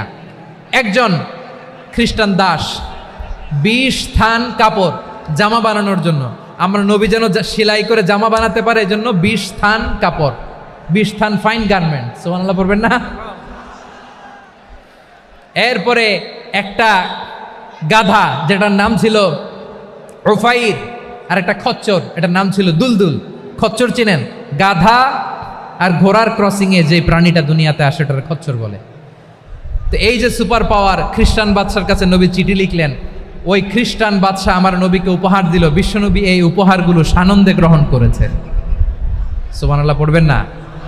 তাহলে অমুসলিম কেউ যদি আপনাকে উপহার দেয়, হালাল উপহার হলে আপনি গ্রহণ করতে পারবেন। অনুরূপভাবে পারস্যের বাদশাহ, রোম সম্রাট বিশ্বনবীকে উপহার পাঠিয়েছেন। আমার নবী সবগুলো উপহার গিফট গ্রহণ করেছেন। সুবহানাল্লাহ বলেন। তাহলে প্রিয় লালমনিরহাট আওয়াজ করে বলুন, ইসলাম কি ন্যারো মাইন্ডেড রিলিজিয়ন না ব্রড মাইন্ডেড? আম্মাজান আয়েশার কাছে মাসালা জানতে চায় মেয়েরা, হে আম্মাজান, অগ্নি উপাসকেরা তাদের ঈদের দিন নওরোজের সময় আমাদেরকে পাখি দেয়, নেওয়া যাবে? উনি বললেন, ওরা জবাই করে দিলে নেওয়া যাবে না, কিন্তু ওরা যদি ফলমূল এরকম খাবার দেয় এগুলো নেওয়া যাবে। তার মানে অমুসলিমদের দেয়া উপহার এটা গ্রহণ করা যায়। সুবহানাল্লাহ বলেন। শুধু তাই নয়, বিষ্ণু ঈসা ইসলাম অমুসলিমদের সাথে আর্থিক লেনদেনও করেছেন, ফিনান্সিয়াল ডিলিং করেছেন। অমুসলিমদের সাথে প্রয়োজনে আপনি ফিনান্সিয়াল ডিলিং করতে পারবেন। আমরা প্রায় দেখি বাজারের মিষ্টির দোকানগুলো আমার হিন্দু ভাইদের। লালমনিরহাটে মিষ্টির দোকান, দইয়ের দোকান কারা চালায়? হিন্দুরা চালায় না? তারপরে যে বারবার শপ, চুল কাটে যে নাপিত, অধিকাংশ নাপিতের দোকানে কারা? আমার হিন্দু ভাইরা। তা আপনি চুল কাটতে পারবেন কিনা? পারবেন কিনা বলেন? পারবেন। তার দোকান থেকে দই মিষ্টি কিনতে পারবেন কিনা? হ্যাঁ, আমার মুসলিম ভাইয়ের দোকান থাকলে ওইটারে আমি বেশি প্রায়োরিটি দিব, ঠিক কিনা? কিন্তু যদি তাদের সার্ভিস নিতে চান, প্রোডাক্ট নিতে চান, পারবেন। তার দলিল সহিহ বুখারী, আম্মাজান আয়েশা রাদিয়াল্লাহু তাআলা আনহা বলেন, ইশতারা রাসূলুল্লাহ সাল্লাল্লাহু আলাইহি ওয়াসাল্লাম মিন ইয়াহুদিয়িন তুআমান ওয়া রাহানাহু দিরআহু মিন হাদিদ। রাসূল সাল্লাল্লাহু আলাইহি ওয়াসাল্লাম এক ইহুদির কাছ থেকে, কার কাছ থেকে? সবাই বলে নাই কার কাছ থেকে? আমার নবী, পেয়ারা নবী এক ইহুদির কাছ থেকে জব কিনেছিল। জব, বার্লি, যেটা দিয়ে রুটি বানায়। ওই জবের দাম দেওয়া টাকা পয়সা নবীর কাছে ছিল না। ফলে নবী ওনার একটা পোশাককে মর্গেজ রেখেছিলেন, মর্গেজ, বন্ধক, যে এখন এটার দাম দিতে পারবো না, কয়েক কেজি বার্লি নিয়ে যাই আর বন্ধক হিসেবে আমার জামাটা রেখে গেলাম, যেই দিন দাম দিব ওই দিন জামাটা ছুটায় নিয়ে যাব। সুবহানাল্লাহ পড়বেন না? বাকিতে নিছিলেন, বাকিতে। দিরআহু মিন হাদিদ, লোহার তৈরি বর্ম, মানে যুদ্ধের পোশাক, লোহা দিয়ে বানানো। বিশ্বনবী বললেন, কয়েক কেজি জব দাও, টাকাটা পরে দিব, এখন টাকা নাই, বন্ধক হিসেবে, মর্গেজ হিসেবে আমার জামা রেখে গেলাম, যখন টাকা দিব জামা ছুটায় নিব। আওয়াজ করে বলতে হবে সুবহানাল্লাহ। এ থেকে বোঝা গেল অমুসলিমদের সাথে ফিনান্সিয়াল ডিলিং করা যায়, অর্থনৈতিক লেনদেন করা যায়, কেনাবেচা করা যায়, প্রোডাক্ট কেনা যায়। এমনকি আমাদের মসজিদে নববীতে বারান্দায় আপনার একটা অটোমেটিক ফ্লাইং আমব্রেলা দেখছেন? সূর্য যখন বাড়ে মসজিদে নববীর বারান্দায় ইয়ার্ডের মধ্যে অটোমেটিক্যালি কিছু আমব্রেলা আছে, সাঁ করে খুলে যায়, আর সূর্যের তাপ লাগে না। আবার সন্ধ্যাবেলায় এই আমব্রেলাগুলো ওরা ক্লোজ করে ফেলে, দেখেন নাই না? দেখছেন? এই মসজিদে নববীকে সর্বোচ্চ উন্নত মানের কনস্ট্রাকশন ইনফ্রাস্ট্রাকচারে ডেভেলপ করার জন্য কর্তৃপক্ষ কিছু অমুসলিম ইঞ্জিনিয়ারের, ডিজাইনারের সহায়তা নিয়েছিল। সুবহানাল্লাহ বলেন। কোন দলিলের ভিত্তিতে? এই দলিলের ভিত্তিতে যে বিষ্ণু ঈসা ইসলাম অমুসলিমদের সাথেও লেনদেন করেছেন। আওয়াজ করে বলতে হবে আল্লাহু আকবার। শুধু তাই নয়, ইন কেস অফ ইমার্জেন্সি, প্রয়োজনে ইসলামের খাতিরে ইসলামকে সামনের দিকে এগিয়ে নিয়ে যাওয়ার জন্য অমুসলিমদের সাপোর্ট নেওয়া জায়েজ আছে। সুবহানাল্লাহ বলেন। অমুসলিমদের সাপোর্ট নেয়া, তাদের থেকে অর্থ নেয়া, পলিটিক্যাল সাপোর্ট, পলিটিক্যাল অ্যাসাইলাম নেওয়া জায়েজ আছে। আমাদের অনেক বিশ্ববরেণ্য দায়ীরা আমেরিকায় অস্থায়ীভাবে অ্যাসাইলাম নিয়ে থাকে, নিজের দেশে গেলে ফাঁসিতে ঝুলাই দিবে। যুগ যুগ ধরে দায়ীদের উপরে এরকম অত্যাচার আর নির্যাতন আছে না নাই? মিশরের অনেক দায়ীরা পাশ্চাত্যে যেয়ে থাকে, এই যে তারা পলিটিক্যাল অ্যাসাইলাম নিয়ে থাকে, রাজনৈতিক আশ্রয়, এটা জায়েজ আছে না? এটা যে জায়েজ আছে তার প্রমাণ স্বয়ং বিশ্বনবী সাল্লাল্লাহু আলাইহি ওয়াসাল্লাম পলিটিক্যাল সাপোর্ট নিয়েছিলেন অমুসলিমদের কাছ থেকে। সুবহানাল্লাহ বলেন। খুব মজাদার একটা ঘটনা, শুনবেন? আপনাদের আগ্রহ দেখে তো মনে হয় না শোনার ইচ্ছা আছে। আছে আছে, গলায় জোর আছে। লিল্লাহি তাকবীর, লিল্লাহি তাকবীর, নারে তাকবীর। মাশাআল্লাহ।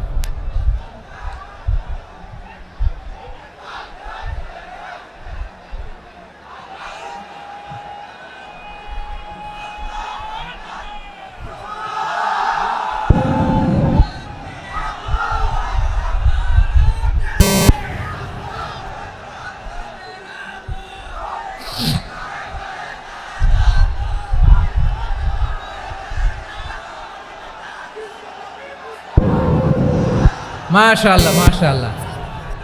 থামুন থামুন আমার ভাইরা। বিশ্বনবীর বয়স তখন প্রায় 51 বছর। কত বছর? বিশ্বনবীর সবচেয়ে কাছের মানুষ খাদিজা রাদিয়াল্লাহু তাআলা আনহা ইন্তেকাল করেছেন। বিশ্বনবী বড্ড কষ্ট পেলেন, হৃদয়টা ভেঙে খান খান। যিনি ঘরের ভেতরে বিশ্বনবীকে সান্ত্বনা দিতেন, ভালোবাসা দিতেন, বাইরে গেলে কুরাইশরা বকাঝকা করে, অত্যাচার করে, কিন্তু আম্মাজান খাদিজা রাদিয়াল্লাহু তাআলা আনহা ঘরটারে এমন শান্তির নীড় বানায় রেখেছেন, এই ঘরের ভিতরে ঢুকলে বিশ্বনবীর কলিজাটা ঠান্ডা হয়ে যেত। এজন্য রব্বুল আলামিন বলেন, খাদিজা, ও আমার বান্দি খাদিজা, জান্নাতে এমন স্পেশাল একটা ঘর আমি তোমার জন্য রেডি করে রেখেছি। ওই ঘরের মধ্যে কোনো আওয়াজ নাই, ওই ঘরের মধ্যে কোনো নয়েজ নাই, ওই ঘরে কোনো বিশৃঙ্খলা নাই। কারণ মক্কার জমিনে আমার নবী কুরাইশদের বিশৃঙ্খলা, নয়েজ আর ঝামেলাগুলোকে উপেক্ষা করে যখন তোমার ঘরের ভিতরে ঢুকতো, ঘরটারে তুমি শান্তির নীড়, ঠান্ডা, নীরব, নিস্তব্ধ, নিঝুম আর শান্তির নীড় বানিয়ে রেখেছ। এজন্য জান্নাতে স্পেশাল একটা শান্তির নীড় আমি তোমারে উপহার দেব। ওই প্রিয়তমা স্ত্রী খাদিজা ইন্তেকাল করলেন, বিশ্বনবীর হৃদয় ভেঙে খান খান। আবার ওনার চাচা আবু তালেব ইন্তেকাল করলেন, যিনি পলিটিক্যাল শেল্টার দিতেন নবীকে। কে দিতেন? আবু তালেবের ভয়ে, বিশ্বনবীর এই চাচার ভয়ে কোনো মুশরিক নবীর গায়ে হাত দেওয়ার সাহস পায় নাই। এখন স্ত্রীও নাই, চাচাও নাই, নবীকে আশ্রয় দেওয়ার কেউ নাই। নবীর চারদিকে অন্ধকার। নবী এখন কই যাবেন? আমার পেয়ারা নবী নতুন স্টেশন খুঁজতেছেন, নতুন দাওয়াতি প্ল্যাটফর্ম খুঁজতেছেন। তিনি যায়েদ বিন হারেসা রাদিয়াল্লাহু তাআলা আনহুকে নিয়ে মক্কার পাশের একটা নেইবরিং সিটি তায়েফে চলে গেলেন। কোথায় চলে গেলেন? লালমনিরহাটের ভাইয়ের আওয়াজ করে বলেন, কোথায় গেলেন? তায়েফে চলে গেলেন দিনের দাওয়াত দেওয়ার জন্য। কি দেওয়ার জন্য? নাকি জমি কিনতে গেছিলেন? জমি কিনতে? দুনিয়ার যশ খ্যাতির জন্য? নিজের কোনো লাভের জন্য? তায়েফবাসীদেরকে জাহান্নামের আগুন থেকে বাঁচানোর জন্য। আওয়াজ করে বলতে হবে ঠিক কিনা? বিশ্বনবী বিশাল মরুপথ, পাহাড়ি পথ পাড়ি দিয়ে তায়েফের মরুজমিনে গেলেন কোরআনের দাওয়াত নিয়ে, ইমানের দাওয়াত নিয়ে। কিন্তু তায়েফের লোকেরা বিশ্বনবীর দাওয়াতকে শুধু প্রত্যাখ্যান করেই থামে নাই, তারা বিশ্বনবীর সাথে অত্যন্ত খারাপ আচরণ করেছে, বিশ্বনবীকে শারীরিকভাবে হেনস্থা করেছে, আমার নবীকে শারীরিকভাবে অত্যাচার করেছে, আমার পেয়ারা নবীর গায়ে পাথর মেরেছে, বিশ্বনবীর গা বেয়ে ঝরঝর করে রক্ত ঝরেছে, নবী জামিনের মধ্যে লুটিয়ে পড়েছেন, আবার মেরেছে, আবার নবী হাঁটতে শুরু করলেন, পেছন থেকে আবার মেরেছে, আবার নবী রক্তাক্ত হয়ে জামিনের মধ্যে লুটিয়ে পড়লেন, আবার মেরেছে। বিশ্বনবীর মতো এত সুশ্রী মানব, বিশ্বনবীর মতো এত শুভ্র মানব, বিশ্বনবীর মতো এমন চমৎকার দেহাবয়ব দিয়ে রব্বুল আলামিন কাউকে বানান নাই। এরকম চমৎকার মানুষটাকে তারা তায়েফের ওই জামিনে রক্তাক্ত করেছে। বিশ্বনবী দুনিয়ার কোনো স্বার্থের জন্য সেখানে যান নাই, নিজের কোনো লাভের জন্য, প্রাপ্তির জন্য যান নাই, তায়েফবাসীদের জাহান্নামের আগুন থেকে বাঁচাতে গিয়েছেন। ঠিক কিনা বলেন? খেয়ে না খেয়ে দিন প্রচারের কাজে নিজেকে দিয়েছ বিলিয়ে, তায়েফের কাফিরেরা চিনল না সে আলো, দুষ্ট ছেলেদের পিছু দিল লেলিয়ে, পাথরের আঘাতে ক্ষত বিক্ষত হয়ে সারা শরীর থেকে রক্ত ঝরে। হে রাসূল তোমাকে ভুলি আমি কেমন করে, হে রাসূল তোমাকে ভুলি আমি কেমন করে। পারেন না আপনারা? ধরুন আমার সাথে। হাজার ব্যথা বেদনার পরে ফিরে আসনি তুমি আপন ঘরে, দিনের আলো তুমি ছড়িয়ে দিতে, চলে গেলে মদিনায় মক্কা ছেড়ে। হে রাসূল তোমাকে ভুলি আমি কেমন করে, হে রাসূল তোমাকে ভুলি আমি কেমন করে। ঠিক কিনা বলেন? প্রিয় ভাইরা, তায়েফের ছেলেরা নবীকে রক্তাক্ত করলো। আমার নবী কই যাবে? কই যাবে? মক্কায় জায়গা নাই, তায়েফে জায়গা নাই। তায়েফ থেকে ভারাক্রান্ত মন নিয়ে আমার নবী মক্কায় ফিরে আসলেন। বিশ্বনবী মক্কায় ঢুকতে পারেন না। মক্কার মরুভূমির দিকে তাকিয়ে, উপত্যকার দিকে তাকিয়ে বিশ্বনবী ধা ধা করে কাঁদেন, ঝরঝর করে নবীর চেহারা মোবারক থেকে চোখের পানিগুলো বেয়ে বেয়ে পড়ে। আমার জন্মস্থান, আমার শৈশব, কৈশোর, যৌবন কেটেছে এই মক্কায়, আমার এলাকায় আমি ঢুকতে পারি না। বিশ্বনবী মক্কার অনতি দূরে দাঁড়িয়ে জায়েদকে পাঠালেন, জায়েদ যাও দেখো কেউ আমাকে সাপোর্ট করার মতো আছে কিনা, যাও অমুকের কাছে যাও। জায়েদ গেলেন, তারাও প্রত্যাখ্যান করে ফিরিয়ে দেয়। বিশ্বনবী বললেন যাও অমুক লোকের কাছে যাও, তিনিও প্রত্যাখ্যান করে ফিরিয়ে দিলেন। কেউ বিশ্বনবীকে আশ্রয় দিতে রাজি হয় না। নিজ জন্মভূমিতে বিতাড়িত বিশ্বনবী, সর্বশেষ বিশ্বনবী বললেন যাও মুতঈম ইবনে আদির ঘরে যাও। মুতঈম ইবনে আদি মুশরিক, তার কাছে যাও। গেলেন, মুতঈম ইবনে আদি রাজি হয়ে গেল। সুবহানাল্লাহ বলেন। দেখেন অনেক বিপদের সময়ও আমি নিজে সাক্ষী, সামাজিকভাবে রাজনৈতিকভাবে কত ঝঞ্ঝা, কত ষড়যন্ত্র, কত কনস্পাইরেসি পাড়ি দিয়ে আমাদেরকে সামনে এগিয়ে যেতে হয়। এই শত্রুদের ভেতরেও একজনকে দাঁড় করিয়ে দেয় যে আল্লাহর কোরআনের জন্য রেডি হয়ে যায়। পড়েন সুবহানাল্লাহ। মুতঈম ইবনে আদি, আল্লাহ তার মনকে নরম করে দিলেন। মুতঈম বলে মুহাম্মদ আমি তোমাকে আশ্রয় দিব। তার দুই ছেলেকে পাঠালেন, যাও খোলা তলোয়ার নিয়ে, স্কট দিয়ে, গার্ড অফ অনার দিয়ে মুহাম্মদকে মক্কায় ঢুকাও, আর বলো আমি আমান দেব। আমান কি দিব? আমান মানে সিকিউরিটি, নিরাপত্তা। সিকিউরিটি ছাড়া, আমান দেওয়া ছাড়া কেউ থাকতে পারতো না মক্কায়। দুই ছেলে বিষ্ণু ইসা ইসলামকে নিয়ে আসলো। নবী কাবার চারদিকে তাওয়াফ করলেন, নামাজ পড়লেন। আবু জাহেল, উতবা, শাইবা, ওয়ালিদ ইবনে মুগীরা সবাই দেখে, কেউ কিছু করতে পারে না। কারণ মুতঈম ইবনে আদি ঘোষণা দিয়েছেন আমি মুহাম্মদকে আমান দিয়েছি, মুহাম্মদের গায়ে যেন কেউ স্পর্শ না করে। আওয়াজ করে পড়েন সুবহানাল্লাহ। নবীর এই বিপদকালে মুহূর্তে মুতঈমের হৃদয়টারে নরম করে দিল কে? আচ্ছা লালমনির হাটের ভাইয়েরা বলেন, এই মুতঈম কি মুসলিম ছিল না মুশরিক? সবাই বলতে হবে মুসলিম না মুশরিক? তাহলে মুশরিকের কাছ থেকে নবী পলিটিক্যাল অ্যাসাইলাম, আধুনিক রাষ্ট্রবিজ্ঞানের ভাষায় পলিটিক্যাল অ্যাসাইলাম যেটাকে বলে রাজনৈতিক আশ্রয়, ওনার আমান বা নিরাপত্তার এই ঘোষণায় তিনি মক্কায় ঢুকলেন। যতদিন নিরাপত্তা ছিলেন। মোতেম যখন মারা গেল, বিষ্ণু ইসলাম হিজরত করে মদিনায় চলে গেলেন। সুবহানাল্লাহ। কিন্তু মোতেম যে বিশ্বনবীর উপকার করছে এটা বিশ্বনবী ভুলে নাই। আমাদের অনেকে আছে উপকার করার পরে আর খেয়াল থাকে না, খাওয়ার পরে গলা দিয়ে নামলে আর খেয়াল থাকে না, এরকম আছে না নাই? আমার নবী ভুলে নাই।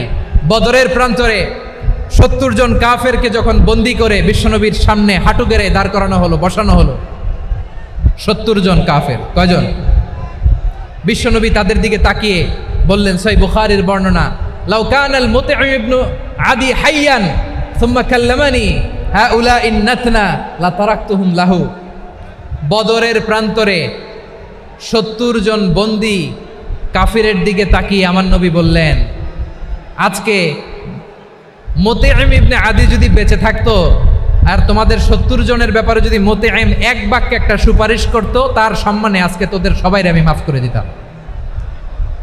সুবহানাল্লাহ। নাই ওই যে চিল্লাচিল্লি যে কথা বোঝে নাই, কোন জিনিস মিস করছে ওরা নিজেরাও বোঝে নাই। বিশ্বনবী মুতঈমের এই সাহায্যের কথা বলে নাই। 70 জন মুশরিক হাঁটু গেড়ে বসা, নবী চাইলে এখনই এক্সিকিউশন অর্ডার দিতে পারে। তিনি বললেন, আজকে যদি মুতঈম বেঁচে থাকতো আর মুতঈম যদি তোদের জন্য সুপারিশ করতে, এই আবর্জনাগুলোর ব্যাপারে সুপারিশ করতে, আমি মুহূর্তেই তোদেরকে এমনি মাফ করে দিতাম। এবার বলেন, ইসলাম কি ন্যারো মাইন্ডেড না ব্রড মাইন্ডেড? শুধু তাই নয়, যাকে যে সম্মান দেয়ার আমার নবী দিতেন, হোক আস্তিক হোক নাস্তিক, হোক মুসলিম হোক অমুসলিম। বিষ্ণু ইসলাম যখন রোমান সম্রাটের কাছে চিঠি লিখেছেন, আমার প্রিয় লালমনিরহাটের ভাইরা, অল্প কয়েক মিনিট কয়েকটা জরুরি কথা বলবো, এদিকে তাকান, এদিকে তাকান। রোমান সম্রাটের কাছে বিশ্বনবী যখন চিঠি লিখলেন মিন মুহাম্মদ রাসূলিল্লাহ ইলা হিরাকলা আযীমির রোম। মুহাম্মদের পক্ষ থেকে হিরাক্লিয়াসের কাছে, যিনি হচ্ছেন আযীমির রোম। এটা নবী নিজ থেকে বানায় লিখছেন অতিরিক্ত সম্মান দিয়ে। কোন রাষ্ট্রপ্রধান যখন আসে তাদেরকে আমরা কি বলি জানেন? তার নামের শেষে HE এটা লিখতে হয়, H.E. মানে হিজ এক্সেলেন্সি। কি লেখে? হিজ এক্সেলেন্টি, অথবা ইউর হাইনেস, ইউর ম্যাজেস্টি। দেখেন, বিশ্বনবী সাল্লাল্লাহু আলাইহি ওয়াসাল্লাম সব নবীদেরও নবী। তিনি একজন মুশরিক খ্রিস্টান সম্রাট, রোমান সম্রাটের কাছে চিঠি লিখতে যায়, লিখতেছে ইলা হিরাকলা আযীমির রোম, হিরাক্লিয়াসের কাছে আমার চিঠি, যিনি রোমের আযীম, হিজ হাইনেস, মানে রোমের অনেক সম্মানিত এক বাহাদুর। আওয়াজ করে বলেন সুবহানাল্লাহ। তার মানে যাকে যে সম্মান দেয়ার এটা বিশ্বনবী দিতেন। এমনকি যেই ইহুদিরা ভালো ছিল, এই ইহুদিদেরও প্রশংসা করেছেন বিশ্বনবী মুহাম্মদুর রাসূলুল্লাহ সাল্লাল্লাহু আলাইহি ওয়াসাল্লাম। এক ইহুদির প্রশংসা করেছেন বিশ্বনবী। ইহুদির কার? আমি তো আমার ভাইয়ের প্রশংসা করি না, আমি তো এক আলেম আরেক আলেমরে স্পেস দেই না, আমি তো এক দায়ী আরেক দায়ীর সাথে বসতে চাই না। আমার নবী ইহুদির প্রশংসা করে। কার প্রশংসা? ওই ইহুদির নাম ছিল মুখাইরিক। সিরাত গ্রন্থ ঘাটলে পাবেন। তিনি বলেছেন, মুখাইরিক খাইরু ইয়াহুদ, Mukhayriq is the best of the Jews. জুইশদের মধ্যে সে সবচেয়ে ভালো। কেন প্রশংসা করলেন তার? এর কারণ মদিনা চার্টারে কথা ছিল সব ধর্মের মুসলিম, মুশরিক, ইহুদিরা মিলে মদিনাকে রক্ষা করবে। কিন্তু 3য় হিজরিতে যখন উহুদের যুদ্ধ শুরু হলো, সবার কথা ছিল যেই আক্রমণ করে আমরা মদিনাকে বাঁচাবো। কোন শহরকে বাঁচাবো? মদিনাকে। কিন্তু কুরাইশরা যখন অ্যাটাক করলো, ইহুদিরা আর আসে না, ইহুদিরা আর বেরোয় না। বিষ্ণু বললেন, ওহে ইহুদিরা, তোমরা না চুক্তি করলে আমার সাথে যে মদিনা বাঁচাতে সবাই ঝাঁপিয়ে পড়বো, আসো। একটা ইহুদিও বেরোয় না, কেউ আসে নাই সেদিন, একজন ছাড়া। তার নাম মুখাইরেক। তার নাম কি? মুখাইরেক বাহাদুরের মতো ঘোড়সাওয়ার হয়ে বেরিয়ে গেলেন এবং বললেন, গোটা ইহুদি সাম্রাজ্যের একজনও যদি না আসে, আমি মুখাইরেককে কেউ ঘরে আটকে রাখতে পারবে না। বেরিয়ে আসলেন, এসে বললেন, আমি মুহাম্মদের পক্ষে যুদ্ধ করব। আমি মারা গেলে আমার সম্পদ আমার উত্তরাধিকারীরা পাবে না, আমার সম্পদ তোমরা মুহাম্মদকে দিয়ে দিবা। সুবহানাল্লাহ বলেন। উহুদের ময়দানে 70 জন মুসলমান শহীদ হলো। এই ইহুদি, সেও মুসলমানের পক্ষে যুদ্ধ করে নিহত হলো। সুবহানাল্লাহ বলেন। মুসলিমদের লাশ যখন নিয়ে আসা হলো, এই মুখাইরিকের লাশও নিয়ে আসা হলো। মুসলিমদের লাশের পাশে মুখাইরিকের লাশ দেখে বিশ্বনবী মুখাইরিকের প্রতি অনেক খুশি হলেন। আর বিশ্বনবী খুশি হয়ে বললেন, মুখাইরিক খয়রু ইয়াহুদ, মুখাইরিক যদিও তুমি ইহুদি, তারপরেও তুমি সব ইহুদিদের মধ্যে সেরা ইহুদি। পড়েন সুবহানাল্লাহ। আমার নবী ইহুদিকেও সম্মান দিতে কার্পণ্য করে নাই। আওয়াজ করে বলেন আল্লাহু আকবার। প্রিয় ভাইরা, এবার সর্বশেষ আওয়াজ করে বলেন, ইসলাম কি ন্যারো মাইন্ডেড নাকি ব্রড মাইন্ডেড? সবাই বলেন ন্যারো মাইন্ডেড না ব্রড মাইন্ডেড? এজন্য অমুসলিম হইলেই তারা আমাদের শত্রু নয়। শত্রু কারা?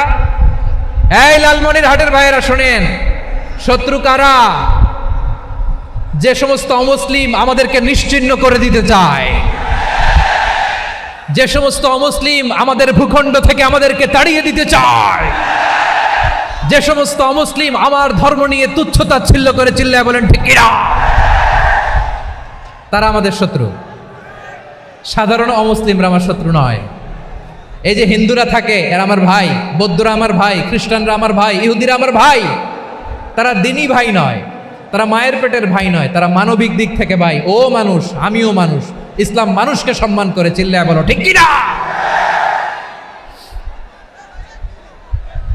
যারা আমাদের অস্তিত্বকে নিশ্চিহ্ন করতে চায়, যারা আমাদের ভূখণ্ডকে দখল করতে চায়, যারা আমাদেরকে নিয়ে মকারি করে, ফান করে, টিটকারি করে, আমার ধর্ম নিয়ে খেলা করে, তাচ্ছিল্য করে, ওদের বিরুদ্ধে আমাদের জিহাদ।